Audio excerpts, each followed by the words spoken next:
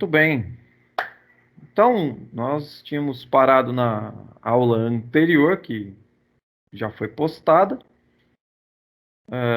Terminamos falando sobre os instrumentais, né? Como é que organizava a mesa em quadrantes e como é que você distribuía seus instrumentais cirúrgicos. É uma aula, inclusive, para quem é muito interessado em instrumentação, quem tem o curso, ou quem quer fazer o curso, ou quem pretende aí, não sei, ingressar nessa carreira, ter uma equipe fixa, é uma aula legal, tá? Dá até para compartilhar isso com o pessoal, tem esse interesse. Enfim, seria o instrumentador com a sua mesa instrumental, a mesa cirúrgica aqui, o primeiro auxiliar, o segundo auxiliar e o cirurgião operando, portanto, nessa posição. Então, relembrando um pouquinho da aula anterior, nós temos esse segmento e estamos falando ainda da fase intraoperatória. Nós temos uma aula que falou sobre o período pré-operatório, falamos do período operatório, pré-operatório imediato e imediato. Depois nós tivemos uma sequência falando do intra, e agora nós continuamos com o intra, tá? Na sequência anterior, nós falamos de todos os instrumentais, e agora vamos ampliar. E o próximo e muito importante processo é quando você está finalizando a cirurgia, né? Fazendo a síntese ali, fechamento do processo. O fio de sutura é essencial, então é importante aprender sobre eles, de maneira até ampla. Qual que é o fio ideal? O fio ideal, ele vai ter que ter ali alta resistência a qualquer tração ou torção. O calibre tem que ter ali o tamanho e a regularidade segundo o que você vai ser ali, o que vai ser feito. Tem que ter uma flexibilidade, uma pequena elasticidade. Ele não pode ser tão também elástico a ponto de afrouxar, escapar. A facilidade de esterilização, ela precisa ser considerada, levada em conta.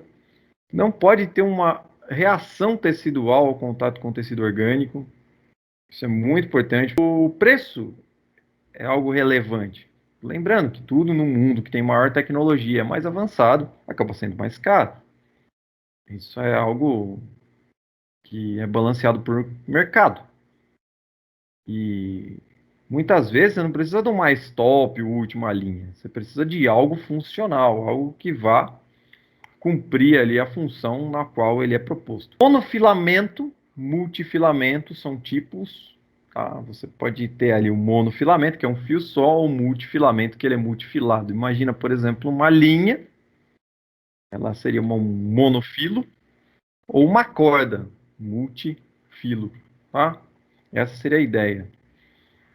Alguns fios são sintéticos e outros são orgânicos, são materiais que advêm aí de alguns tipos de organismo, como por exemplo, organismo de porcos, organismo bovino, certo? Então tem essa ideia. Minerais, ou seja, metais ou coisas do tipo, e tem os absorvíveis, que eles vão ser absorvidos pelo organismo humano, e tem os não absorvíveis, que esses vão ter que ser retirados. Quanto à configuração, os fios eles podem, portanto, ser monofilamentos. Isso vai diminuir um pouco a possibilidade de contaminação e, inclusive, pode diminuir o risco de traumatismo do tecido. Os multifilamentos eles têm uma força têncil maior, né? Conseguem aguentar um pouco mais antes de se romper. Eles são mais flexíveis, são mais fáceis de manusear, porém, eles podem se colonizar de alguns tipos de micro-organismos. E quando se fala de absorvível, eles vão ser digeridos pelas enzimas do organismo. Catgut simples. Catgut é feito de intestinos de carneiro ou boi, não submetido a tratamento específico. Então você tem ali um fio que é feito o quê? De um tecido orgânico. Tá? Do intestino do carneiro ou do boi.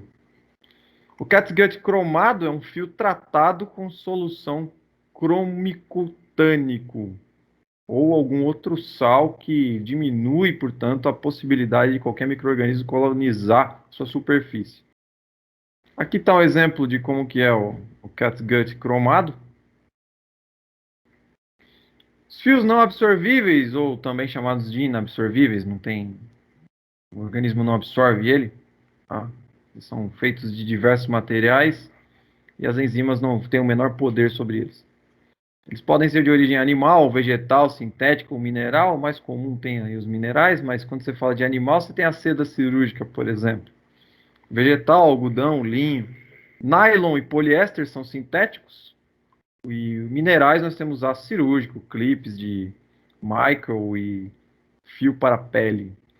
Quando se fala de diâmetro, diâmetro é o calibre do fio, certo? Então, cada fio tem o seu diâmetro. Você olha aqui, por exemplo, nós temos ao lado aqui o tamanho. Quando se trata de fios de colágeno aqui, por exemplo, você tem o tamanho, que vai determinar aqui o diâmetro. Tá? Aqui, ó, o diâmetro. Quanto mais zeros aqui na frente, significa que o diâmetro ele é maior, tá? Então você vai do maior para o menor, certo? E aqui a determinação da força tensão. Aqui fios sintéticos, vocês vão ver que é diferente o cálculo para fio sintético e fio de colágeno, certo? O número de zeros aqui vai determinar basicamente aqui o tamanho, aqui o calibre e a força tensão, de baixo para cima, certo? O calibre do material de sutura, ele vai, portanto, se referir ao diâmetro como vocês viram, e pode variar de 18 a 0 do mais fino a 6 o mais espesso. Tá? O comprimento do material de sutura exprime-se em centímetros, e ele deverá optar-se preferencialmente pelo menor calibre que mantenha tensão no tecido, minimizando o traumatismo. Então, quanto menor é o calibre puxando o tecido, menor é o trauma gerado. Por quê? Porque se você pegar um calibre muito grosso, você vai gerar ali uma fissura, uma abertura maior e vai dar uma tensão muito forte maior. Isso vai ficar ali mantendo, portanto, um trauma tecidual. Período de absorção. Sutura, nós temos os absorvíveis, os inabsorvíveis. Os inabsorvíveis podem ser biodegradáveis e não biodegradáveis. Alguns tipos de agulhas. Temos as agulhas cilíndricas, tá? Agulha de ponta arromba, agulha cortante. Agulha cortante mais convencional, ela além de ter ponta, ela tem um laminado, certo? A agulha de ponta arromba, ela não faz ali um furo com muita facilidade. Dá uma olhada aqui, ó. A agulha cortante tem uma entrada triangular e, além de tudo, ela vai, obviamente, se você for entrando com ela devido ao primeiro corte, ela pode aumentar o seu diâmetro. Uma inversão da convencional. Essa tape cut aqui, ó, taper cut aqui, ela vai fazer o quê? Ela tem uma entrada bem característica. E a agulha quadrangular espatulada, ela entra abrindo uma fissura um pouco maior. Os fios absorvíveis, olha só, catgut simples, ele é composto de proteína de colágeno, origem animal, ele é torcido, a cor é amarelada e ele tem o esterilizante cobalto 60. Resistência, mais ou menos um dia de resistência ali, de uso 100% da resistência, 7 dias 40%, 14 dias 5%, ele já está rompendo assim só de colocar a mão. A absorção total 70 dias. Tá? Absorção total para ele desaparecer basicamente. O cromado ele vai aumentar, vai ser basicamente a mesma ideia. A coloração muda. Tá? Porque ele tem os sais de cromo.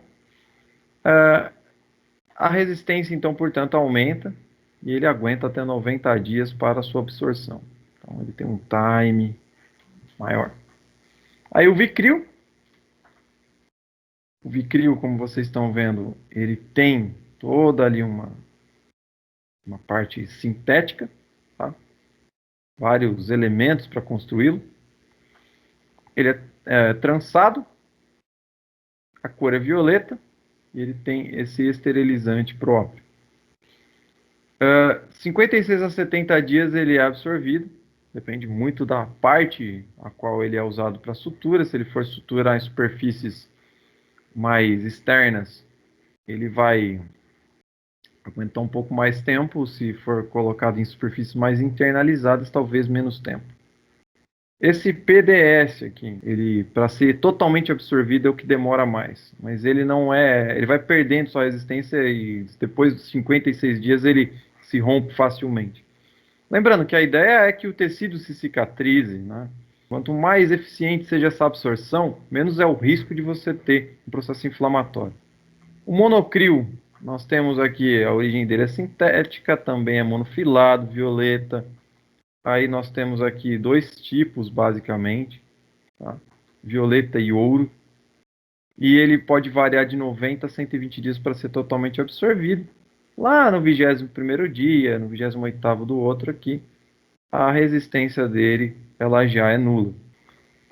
Fios inabsorvíveis, ou seja, eles não são absorvíveis e não são biodegradáveis, tá? Não se degradam. Nós temos o Policote, o Aciflex, Mercilene, Etbond e o Prolene. Esses fios, eles não têm absorção. O último, ele pode aí gerar hidrólise, tá? Pode ser hidrolisado. O fio de seda, 70% da proteína. Esses aqui são fios inabsorvíveis e biodegradáveis, tá? Eles conseguem ser absorvidos por fagocitose, ou seja, seu organismo não vai, como eu disse lá no início, seu organismo não vai absorver, tá? Não é uma eliminação orgânica, mas o teu sistema imunológico vai tentar expulsar. Tá bom? Então esses fios eles correm risco também de terem processo inflamatório, assim como esses anteriores que eu citei. Tá? Esses aqui, o problema é que além de sofrer o processo inflamatório, você tem que remover. Se você não remover, o teu organismo não dá conta de ficar removendo, não. Ele vai acabar fazendo o quê? Ele vai acabar removendo o tecido orgânico em volta. Então acaba dando um processo inflamatório bem feio. Agora, nesse quesito aqui, o organismo ainda consegue fagocitar aqui na seda, por exemplo, o fio. Significa que ele vai ser absorvido, de novo. Significa que ele vai tentar ser expulso. Mesma ideia, gente, acho que eu sempre falo isso, né? Eu falo tanto para quem já é técnico e já está entendendo bem tranquilamente o que eu estou falando, como para quem ainda está com um distanciamento da experiência da vida do processo hospitalar cirúrgico. Então, fazendo um comparativo, é a mesma coisa quando você, por exemplo, coloca uma farpa no dedo. Tá? Você colocou uma farpa no dedo, se você não remover essa farpa, vai gerar um processo inflamatório no seu dedo. Se você for lá e remover a farpa, o processo inflamatório vai cessar, porque você expulsou o agente causador. A mesma ideia é num fio desse tipo aqui, que é biodegradável. Uma farpa pequena, teu organismo vai tentar fagocitar, expulsar e tudo mais.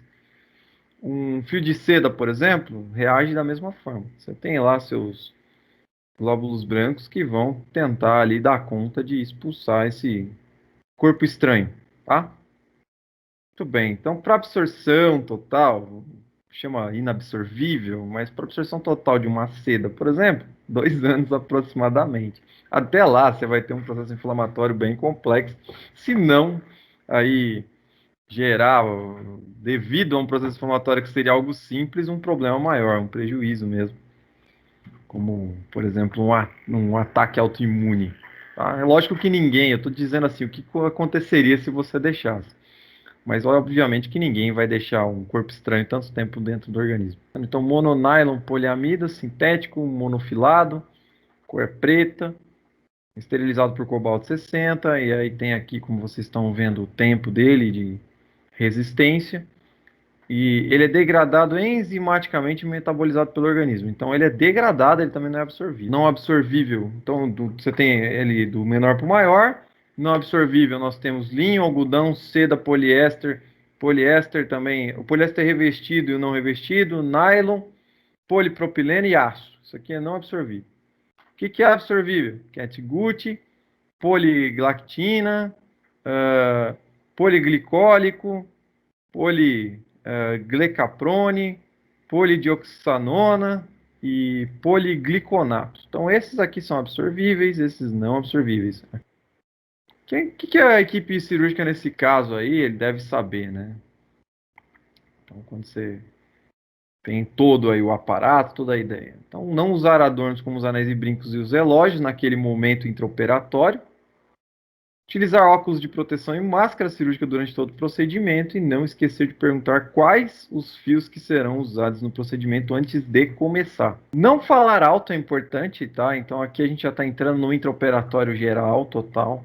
Então não falar alto, dar gargalhadas ou fazer comentários desagradáveis diante do paciente. Nesse momento você pode estar pensando assim, o indivíduo está anestesiado, ele não está escutando nada, quando tem uma anestesia geral, né? E aí a gente sabe que não é por aí. O último sentido que se perde é a audição, e mesmo numa inconsciência você tem possibilidades. Tá? Não encostar em qualquer local estéreo é muito importante. Depois de paramentado, a gente sabe, a gente já reforçou isso lá no início. Não elevar as mãos próximo ao rosto ou abaixo da cintura, então as mãos elas vão ficar numa posição justaposta, quase que única durante quase todo o tempo. A gente não dá as costas para os campos do paciente ou para a mesa dos pacotes que estão abertos, justamente porque a gente não vê se encosta ou não. Caso a gente encoste em qualquer coisa, a gente precisa trocar. Os instrumentais, eles têm que estar limpos, organizados nos seus devidos lugares, por isso que vocês aprenderam como é que organiza. O que a equipe ainda tem que saber ainda, né? O que a gente tem aí de importante? A pinça de antisepsia, ela não deverá voltar para a mesa do instrumental. Por quê? Porque ela foi contaminada. Então é importantíssimo essa pinça ela não voltar para a mesa do instrumental. Retirar sempre o material deixado em cima do paciente e separar tudo que foi lá não volta. Quando for utilizar álcool ou tintura de benjoim, solicitar a circulante para desligar o bisturi elétrico. Então, sempre que você for usar qualquer coisa que esteja inflamável, tem que desligar o bisturi. E agora a gente entra nessa parte, gestos que falam. É uma fase importante, onde eu, obviamente, eu não vou tratar de uma simbologia que foi colocada aqui de brincadeira, mas eu não vou tratar de ensinar Libras para ninguém. E muito menos não vou ensinar ninguém a dar sinal de zap quando está jogando truco.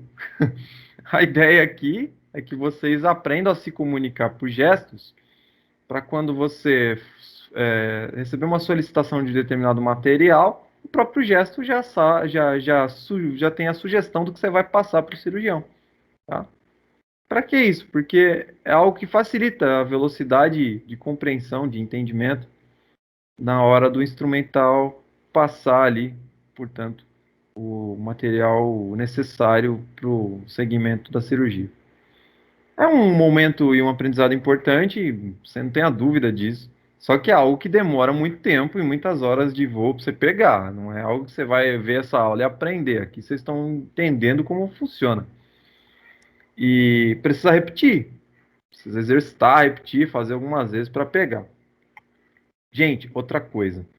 Fundamental. Se você conhece a cirurgia a qual você vai instrumentalizar, obviamente, você já sabe em todos os momentos que ela está passando, como se fosse um filme que você já viu várias vezes, o que é que você vai passar para o cirurgião. E claro que isso só vem depois de muito tempo de prática. Uns sinais aí, quando a pessoa quer o bisturi, tá? Então ela faz esse sinal que vocês estão vendo aqui na tela. E ela mexe a mão assim, certo? E aí passa o bisturi.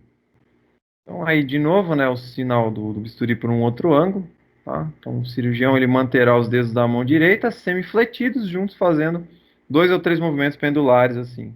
Toma. Então aqui, o sinal de pinça anatômica, tá? Então, nós temos essa sinal aqui com o dedo. Aqui a da tesoura, chega ali com o sinalzinho ali fazendo assim, com os dedos, parecendo uma tesoura mesmo. E aí tem uma pequena diferença, né, ó, tá vendo? Tesoura vai colocar o polegar nessa posição, como vocês estão vendo. Se pedir a pinça Kelly, o polegar vai para frente aqui, tá? Nessa característica. A pinça Alice ou a Babcock, mas é mais conhecida como Alice, tá? Que vocês estudaram, tá lá na aula anterior. A Bacaus é como se fosse uma Figas. Você vai pedir basicamente fazendo esse sinal de figa. Porta-agulha vai fazer esse sinal aqui. A pinça Gosset vai pedir basicamente afastando os dedos médios do indicador. E a válvula de Donha, aquela que vai na sua naquela ferramenta de afastamento de Donha lá, vai pedir com os dedos juntos, estirando-se em ângulo de 90 graus. Então vai fazer assim, como se fosse reto. A Farabuff vai fazer como se fosse um arco assim na mão, tá? Solicitando com o dedo indicador semifletido e os demais completamente fletidos, né? Fio em carretel. Então, fio em carretel, você vai estender a mão, tá? Com uma supinação. O fio solto, você estende a mão pronada. Para pedir uma compressa, a mão estendida. Sobre o eletrocautério. O bisturi elétrico, ele serve tanto para cortar como para cauterizar. E conforme ele corta, ele cauteriza. Ou seja, isso evita o quê? Isso evita que haja um sangramento desnecessário. Com a invenção desse tipo de aparelho, o tempo cirúrgico ele foi reduzido. Tá? Isso foi facilitando aí o trabalho de quem é cirurgião. A eletricidade ela é alternada comum em corrente elétrica de alta frequência, sem causar lesão orgânica, certo? Nem excitação nervosa. Então ela não cria também aquele choque transferido que vai causar espasmos. O efeito físico da eletrocirurgia se baseia na lei de Joule, ou seja, na energia térmica produzida de alta frequência. Ela vai aquecer a ponta metálica do eletrodo e isso vai fazer com que isso passe para o paciente e é eliminado através da placa dispersiva, que está direta ou indiretamente ligada ao fio terra. Então tem que ter uma placa para ser colocada. A placa do cautério tem que ser colocada no paciente. Se não houver essa dispersão, a corrente elétrica queima a pessoa. Tá? Então a corrente elétrica tem que passar pelo corpo do paciente, encontrar essa placa e ser descarregada em fio terra. Finalidades: ela vai produzir eletrocoagulação, vai produzir dissecção e vai produzir fulguração. Aqui o aparelho que vai conectar aqui o bisturi, tá? A placa, no caso, está aqui embaixo do paciente, como vocês estão vendo. Então você tem a energia passando através do bisturi, certo? Ela se dispersa, ela queima um determinado ponto aqui, ela vai fazer o ponto indicado, e ela vai se dispersar, percorrer o corpo do paciente, chegar na placa e voltar para a descarga. Se não houver essa placa aqui, queima o indivíduo. Vocês estão vendo vários tipos de ponta, tá? E aqui vários tipos de placa. Conforme o tamanho, conforme o lugar que você vai fazer a incisão. Um exemplo aqui, ó. Veio a corrente, olha onde é que a placa está. A corrente veio, passou, foi para o local de incisão, se dispersou no corpo do paciente. Essa está bem abaixo da coxa do paciente aqui, ó. Tá vendo? E ela vai voltar e descarregar. Mesma coisa aqui, ó. Tá? Veio a corrente, passou. E aqui essa volta direto aqui, ó. Tá vendo? Técnica monopolar. Na técnica monopolar, precisa da placa opositora. Na técnica bipolar, o próprio instrumento aqui, ó, tem duas hastes aqui, duas pontas. Então ele já tem ali a descarga de fio terra, tá bom? Então tem essa diferença. Então nós temos o bisturi elétrico aterrado e o bisturi elétrico com sistema REM. Alguns cuidados para colocar a placa. Então, tem que ter um contato regular e homogêneo da placa com o corpo do paciente. O que é um contato regular e homogêneo? Tem que estar encostado e pegando ali bem, né, a placa toda. Locais mais utilizados para esse fim são panturrilha, para poder descarregar, a face posterior da coxa e a região glútea. Deve-se evitar colocar a placa dispersiva sobre saliências ósseas, certo? Isso é muito importante. E áreas muito pilosas ou de tecido escarificado. Então não pode colocar a placa em local aberto. Então tá aqui, ó, posição de panturrilha, colocando a placa, bem encostado ali. Alguma complicação que possa ocorrer. Tá? A queimadura é uma complicação, como já foi dito, e no uso inadequado do bisturi pode acontecer assim.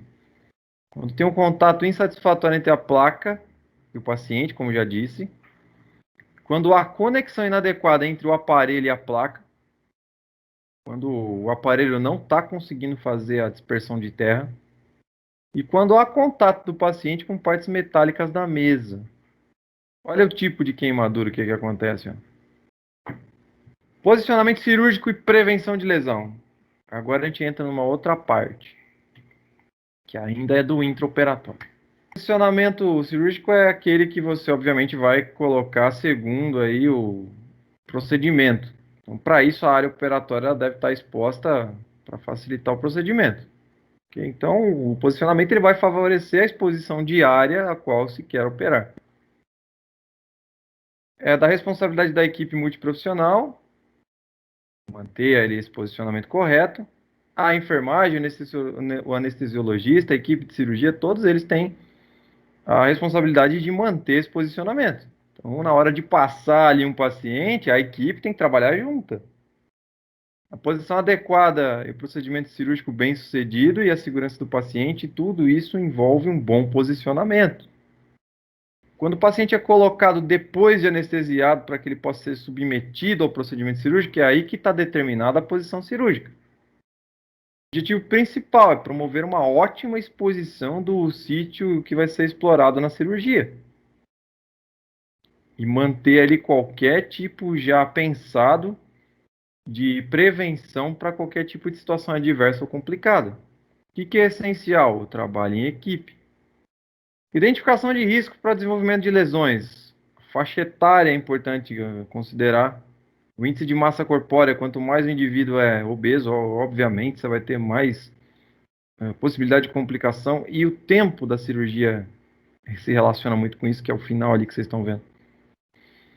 Comorbidade, se o indivíduo é diabético, se o indivíduo é fumante, se o indivíduo ele tem ali lesões de pele, qualquer tipo de coisa que traga ali uma comorbidade também aumenta o risco.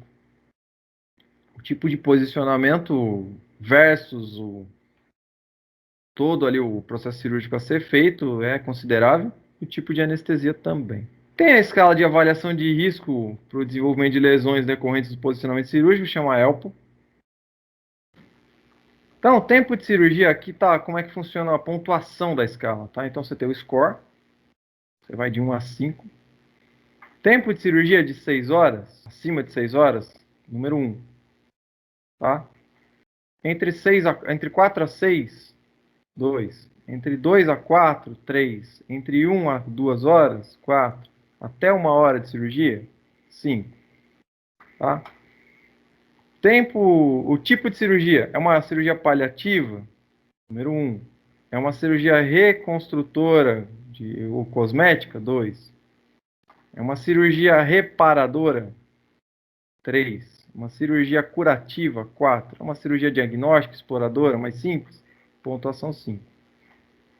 Tipo de anestesia, geral mais regional, 1. Geral, 2. Regional, 3. Sedação, 4. Uma anestesia local, 5. Tá vendo que quanto menos arriscada a cirurgia, maior a pontuação. Grau de mobilidade, ó, não consegue se movimentar de jeito nenhum, vai ficar o tempo todo ali isolado, 1. Movimenta-se com auxílio, 2 pontos. Movimenta apenas a cabeça e os dedos, 3 pontos. Consegue movimentar os membros superiores e inferiores? 4 pontos. Movimenta-se normalmente ali durante a cirurgia? 5 pontos. Por quê? Porque daí o corpo ele fica basicamente todo conectado e mantendo seu tônus. Algumas comorbidades, tem lesão por pressão, tem trombose venosa profunda e neuropatias. Puxa, o cara está bem comprometido, 1 ponto. Desnutrição ou obesidade, 2. Diabetes e hipertensão, 3 pontos.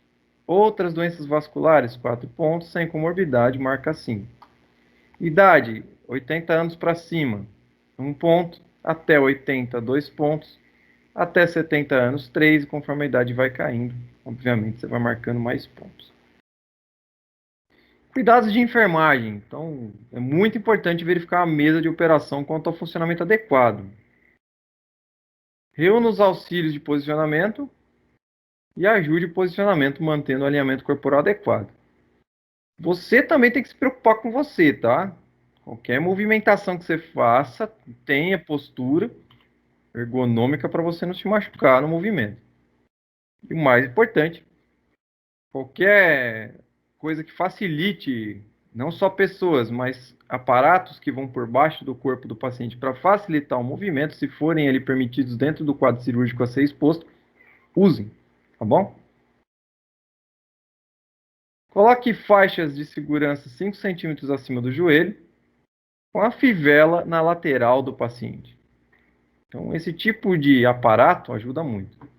Acolchoe e proteja as proeminências ósseas, porque o indivíduo vai ficar ali com o corpo todo sem tonificação muitas vezes, e isso vai provocar contato e atrito nesses pontos de pressão nervosa e vulneráveis. Registre com detalhes a posição, incluindo tipo e localização da contenção. Você vai escrever tudo certinho. Se aparecer alguma lesão, alguma coisa, você está respaldado. Posição das extremidades, onde cada extremidade ficou posicionada. Tipo e localização dos auxiliares e posicionamento, qualquer tipo de aparato que foi usado, você tem que descrever onde eles foram colocados. E o ponto da placa eletrocirúrgica. Ela foi colocada na coxa, ela foi colocada ali na panturrilha, ela foi colocada abaixo, onde que ela foi inserida. Mudança de posições feitas durante o procedimento, uso do aquecimento, resfriamento de cobertor. Então, esses são alguns cuidados de enfermagem mais específicos. Alguns tipos de posição. A posição mais comum, decúbito dorsal. Alguns exemplos, utilizando em cirurgia craniana, torácica, peitoral, tá? Peritoneal também. Colistectomia, cesariana, craniotomia, tiroidectomia. Então, alguns exemplos aí ao qual essa posição é usada. Decúbito dorsal, tá bom? Sem medo de ser feliz, né? Posição fácil, tranquilo e mais comum. Observem que os coxins são colocados apoiando aqui embaixo aqui da região de articulação, aqui também nos calcanhares, as mãos. A placa não está mostrando na figura, mas nesse caso ela pode ser colocada, dependendo do tipo da cirurgia, abaixo aqui da panturrilha, embaixo da coxa, certo? Depois da dorsal, mais comum, a ventral. Ventral, você vai simplesmente virar o indivíduo com o ventre para baixo. Posição bem clara.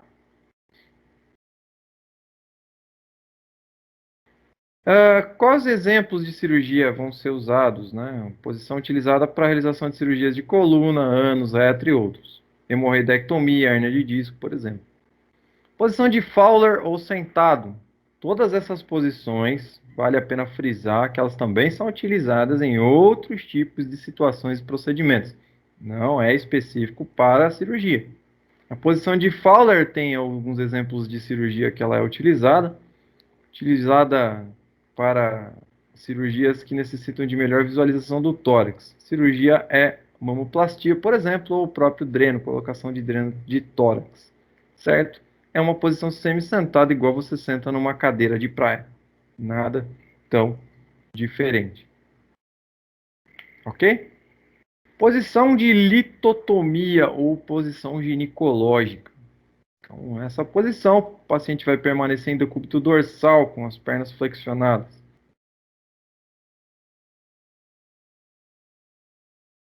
certo? De situações às quais essa posição se utiliza. Realização da cirurgia da cavidade perianal ou ginecológica. Perineoplastia, hemorroidectomia e esterectomia vaginal usam essa posição. Posição de canivete. Tem esse nome Krask ou Krask.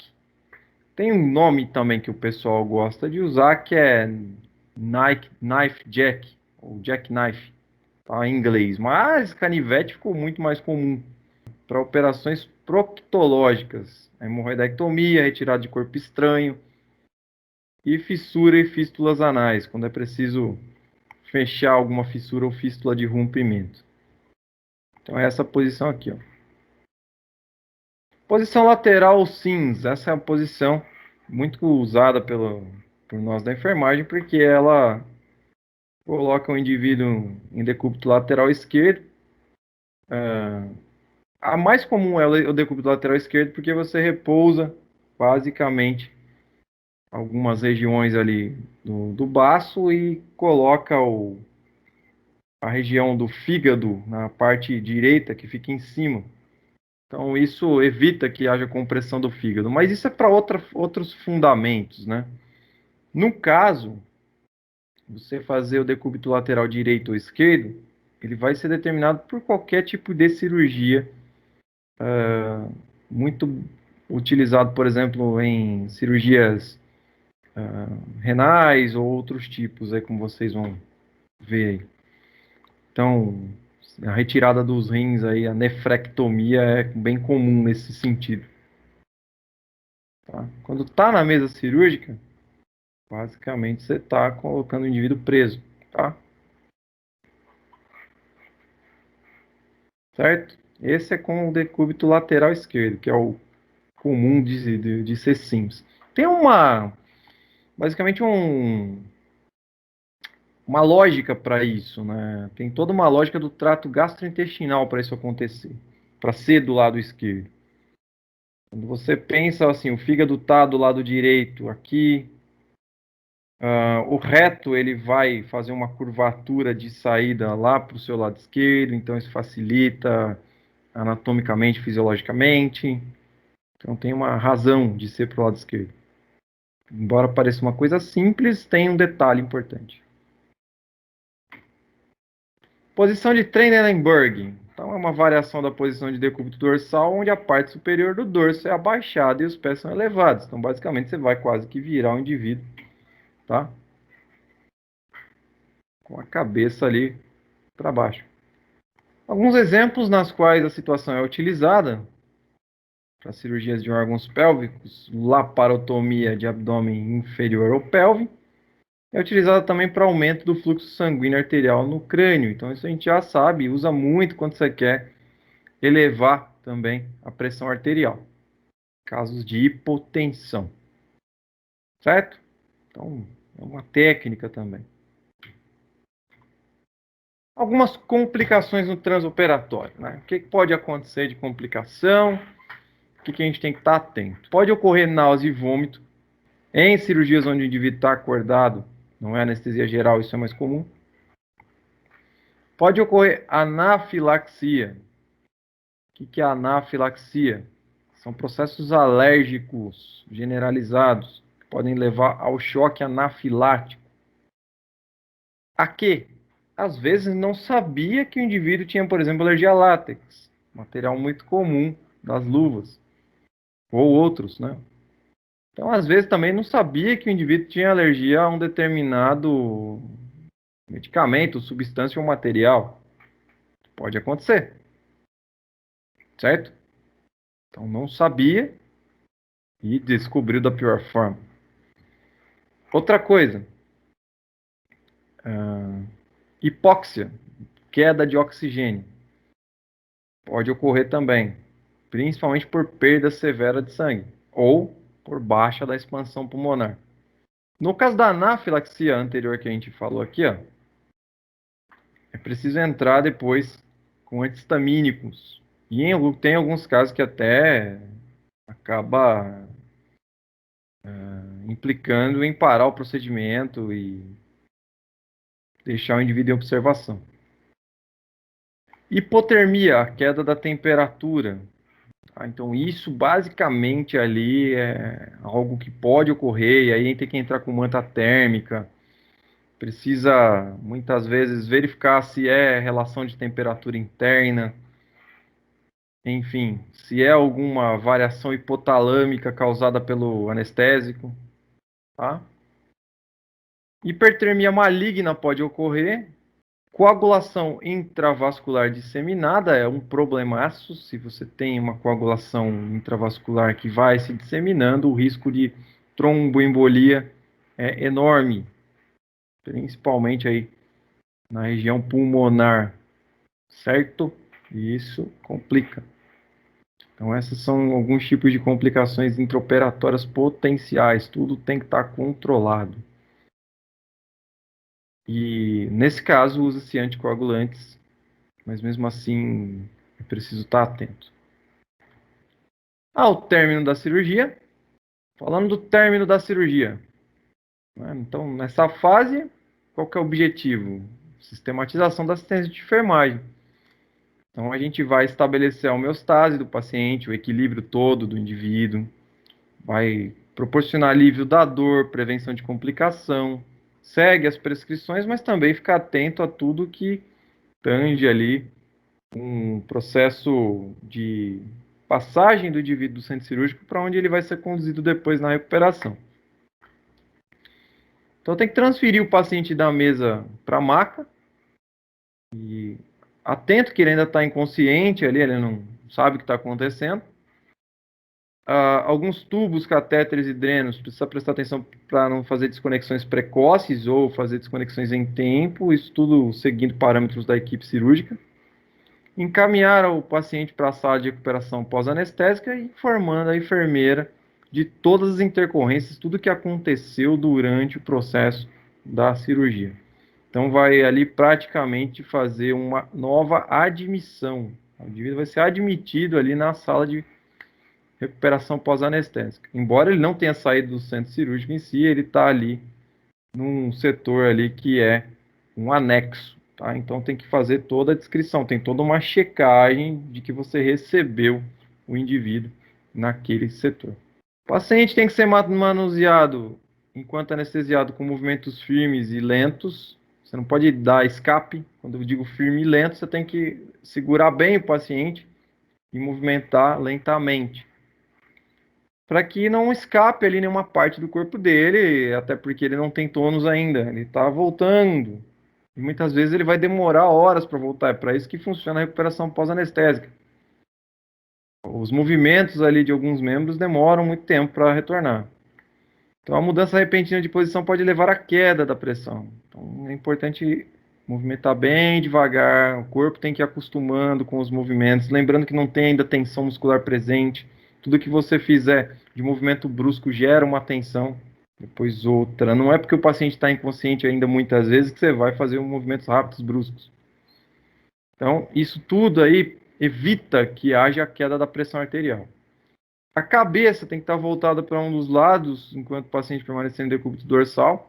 Então, quando ele está lá em decúbito dorsal, manter a cabeça voltada para um dos lados. Por quê? Porque se houver vômito, alguma coisa, não vai ter risco de aspirar nem nada disso.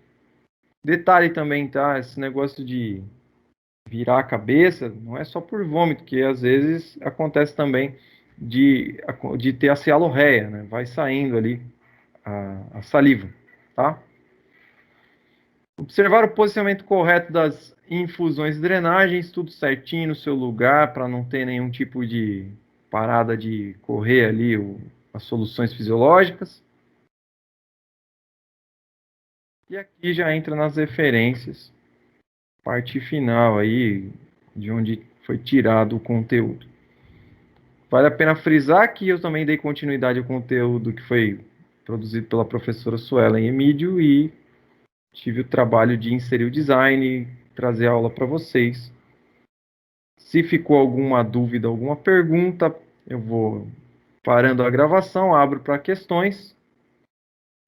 Na próxima aula a gente entra com a temática da recuperação pós-anestésica, ou seja, será o período pós-operatório. E é isso aí.